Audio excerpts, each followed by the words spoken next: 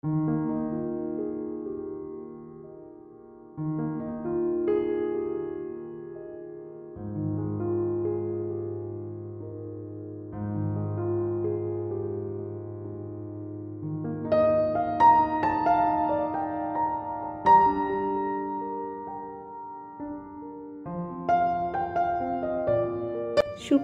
বন্ধুরা, সবাই কেমন আছেন?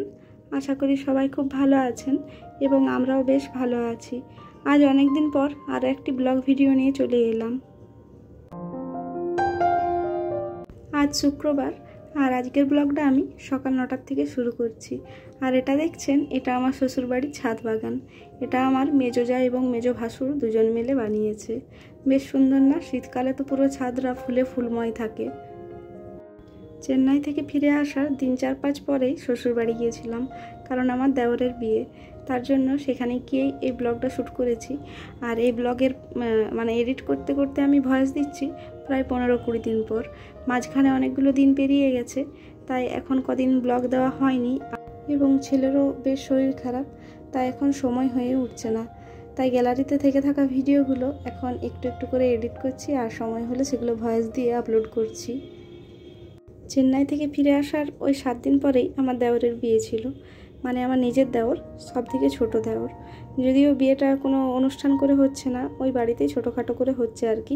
মন্দিরে বিয়ে হবে আর বিয়ের পরের দিন রিসেপশন হবে। আর আজকে দেওরের আইবড়ো ভাত। আজ সকালবেলায় এখন আমি চলে এসেছি ছাদে। আর ছাদ বাগানটা একটু ভাবলাম আপনাদের সাথে শেয়ার করে নিই। আজ দুপুরবেলায় কোনো রান্না বান্না বা কোনো বাড়ির কাজকর্ম করার সময় হয়নি। আসলে সবাই এসেছি তো এখানে, হই হই করতে করতেই টাইম হয়ে গেছে। কাজকর্ম তো করা হয়েছে, কিন্তু কাজকর্ম ভিডিওগুলো শ্যুট করার মতো সময় হয়নি। আর এখন এই যে সাজিয়ে নিয়েছে, আমার বড় যা সাজিয়ে দিচ্ছে থালাটা আমার দেওরের জন্য। এবং আজকের মেনু ছিল, ফার্স্টেই মিষ্টি আর চাটনি দিয়ে শুরু করছি। মিষ্টি আছে, তার সাথে দই আছে, চাটনি, ডাল, মাছ। আর ওইদিকে থালাতে দেওয়া আছে ভাজাভুজি, শাক, সবজি, আরও অনেক কিছু ছিল, ঠিকঠাক মনে নেই। তো আপনারা এই ভিডিও দেখে বুঝে নিতে পারবেন কি কি মেনুতে ছিল।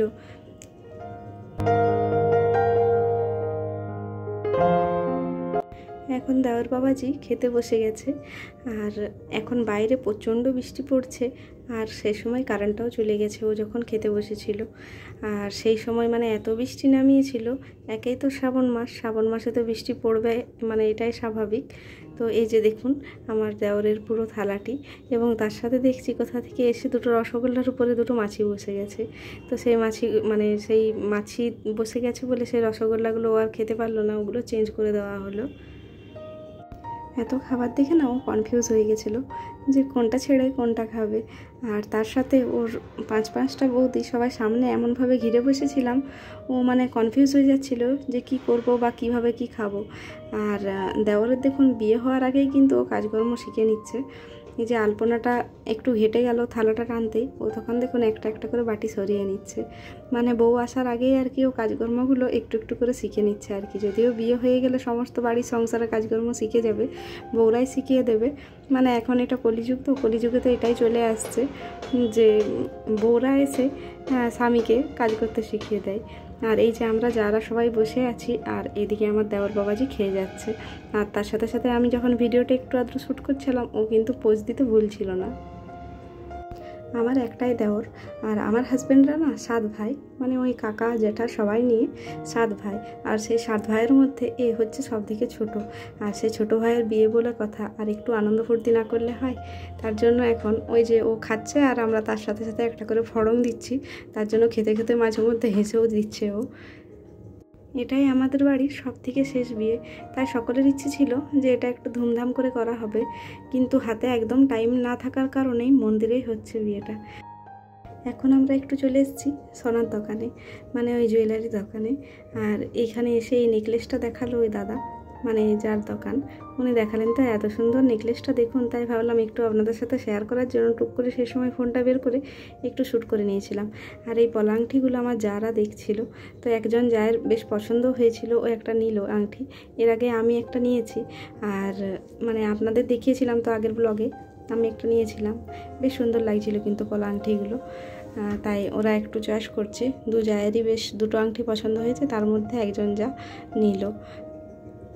দামগুলোও কিন্তু বেশ কম দাম, মানে ওই 2-2.5 হাজারের মধ্যেই হয়ে যাচ্ছিল। আর ওইদিকে সোনার দোকান থেকে আমরা এখন চলে এসেছি পার্লারে।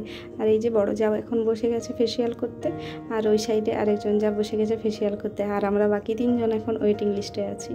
যার যখন সময় আসবে সে তখন বসে পড়বে। যদিও আমি পার্লারে কিছু করিনি, আমি শুধু আইব্রোটাই করেছিলাম, আর এই বাকি দিদিরা সবাই টেসিয়াল করেছিল।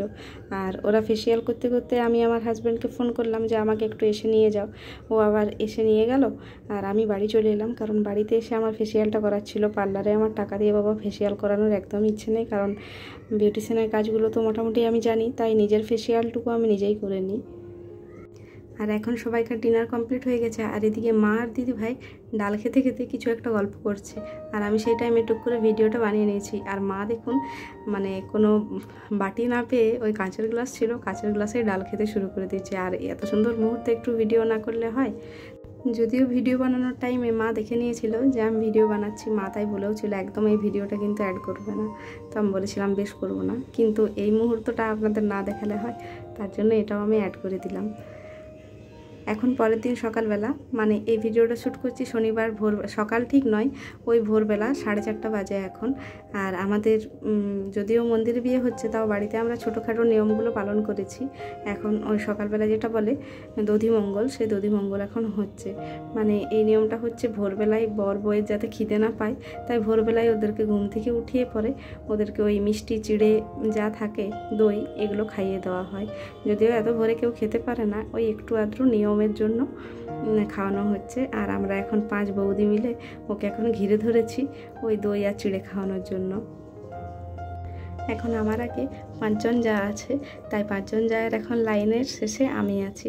যদিও একজন যা আসতে পারেনি, ওই যা দুর্গাপুরে থাকে, তো ও আসতে পারেনি, দাদার একটু শরীর খারাপের জন্য ও আসতে পারেনি। তাই এখন মোটামুটি আমরা আমার শ্বশুরবাড়িতে 5 জন যা উপস্থিত আছি। আর আমার দেওর বিয়ে করে আজকে নিয়ে আসছে আমাদের সবদিকে ছোটো যা।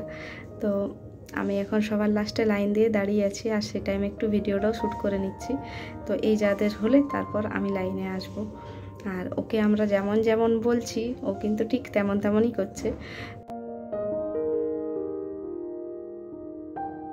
এই বিয়েবাড়ির প্রত্যেকটা পার্ট আমি ছোট্ট ছোট্ট করে রেকর্ড করে রাখার চেষ্টা করেছি। যদিও বিয়েবাড়িতে অনেক কাজ থাকে, তবুও সময় হয় না, তাও মাঝে যখনই ফাঁক পাচ্ছিলাম তখনই একটু আধটু শ্যুট করে নিচ্ছিলাম। আর এই যে এখন আমার লাইন চলে এসেছে, আর আমি ওর সাথে না একটু বেশি ইয়ার্কি করি, মানে ওকে আমি যেটাই বলি ও করতে না চাইলেও ওকে জোর করে দিয়ে ওটাই করাই, যে না তোকে করতেই হবে। তাই ওর মাথায় এখন হাত বুলিয়ে ওকে একটু আদর করে খাইয়ে দিচ্ছি, যে নে বাবা খেয়ে নে, এখন আবার কখন খেতে পাবি, সেই বিয়ে হলে খেতে পাবি।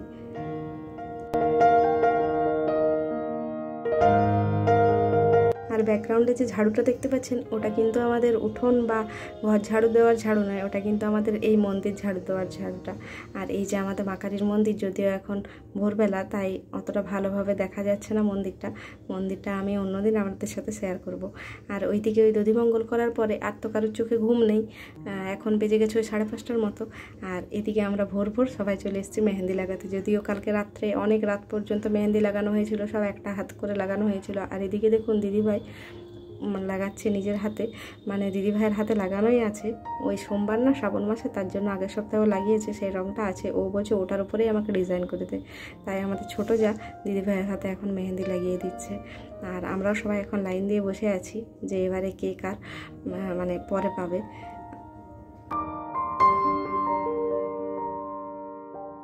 এখন দিদিভাইয়ের লাগানো হয়ে গেছে, আর এখন ছোটো যা দিদিভাইকে ধরেছে যে আমার হাতে কিন্তু একটু লাভ সাইন করে আমার হাজব্যান্ডের নামটা লিখে দাও। তাই দিদিভাই এখন ওর হাতে মেহেন্দি লাগাতে আরও ব্যস্ত হয়ে গেছে। আর আমার ওই কাজ একটাই, আমি টুকটুক ব্লগ শ্যুট করছি। যদিও কাল রাত্রে আমি আমার বাঁ হাতটা নিজেই লাগিয়ে নিয়েছি, এখন ডান হাতে লাগানোর জন্য ওয়েট করে আছি যে ছোটো যা কখন ফাঁকা হবে। মেহেন্দি লাগাতে মোটামুটি ওই দিদিভাই, আমি এবং আমাদের ছোটো যা, আমরা 3 জনেই মোটামুটি পারি আর কি, ওই কাজ চালানোর মতো। খুব একটা ভালো না, আবার খুব একটা খারাপও না।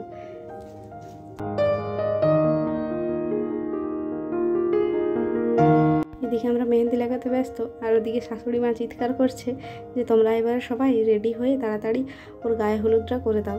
কারণ এখন এই মেহেন্দি লাগাতে লাগাতে প্রায় বেজে গেছে 7টার মতো। আর আমরা এখনও কেউ রেডি হয়নি। মন্দিরে বিয়ে হবে সকাল 7টা, মানে সকাল 7টার সময় বলা হয়েছে যে গায়ে হলুদ হবে, তার জন্য ব্রাহ্মণকে নাকি ডাকা হয়েছে। তাই আর আমাদের শাশুড়ি মা বলছে যে তোমরা এখনও রেডি হওনি, সকাল 7টা বেজে গেছে, তাই একটু তাড়াহুড়ো করছে। তো ওইদিকে আমি ঝটপট যে আমি স্নান টান করে একদম রেডি হয়ে এখন আলতা পরতে বসে গেছি। আর এই আলতা পরেই ওকে গায়ে হলুদ দেওয়া হবে। গায়ে হলুদ দেওয়ার পরে মন্দিরে নিয়ে যাব ওই 10টা নাগাদ, আর লগ্ন আছে ওই 1টার মধ্যে। তাই চেষ্টা করছি তাড়াহুড়ো করার, কিন্তু মেয়েদের স্বাদ তো জানেনই, সবাইকার স্বাদ হয়ে গেলে মেয়েদের স্বাদ হবে না, তার উপরে আবার দেওরের বিয়ে বলে কথা। তো চলুন আজকের ব্লগটা তাহলে এখানেই শেষ করছি। কালকে আরও একটি নতুন ব্লগ নিয়ে চলে আসব। নতুন ব্লগ বলতে কালকে আমি দেওরের বিয়ের পুরো ব্লগটা নিয়ে আসব। তো সবাই ভালো থাকবেন, সুস্থ থাকবেন, এবং আমার ভিডিওগুলি যদি আপনাদের ভালো লেগে থাকে তাহলে অতি অবশ্যই চ্যানেলটা সাবস্ক্রাইব করে রাখবেন। এবং কালকে যদি আমার দেওরের বিয়ের পুরো ভিডিওটা দেখতে চান তাহলে কিন্তু এই চ্যানেলটা সাবস্ক্রাইব করে রাখতে হবে। তো চলুন আজকের মতো আমি এখানেই শেষ করলাম। কালকে আবার চলে আসব ঠিক টাইমে ঠিক সময়ে আরও একটি নতুন ব্লগ নিয়ে। ততক্ষণ সবাই ভালো থাকবেন, সুস্থ থাকবেন। বাই।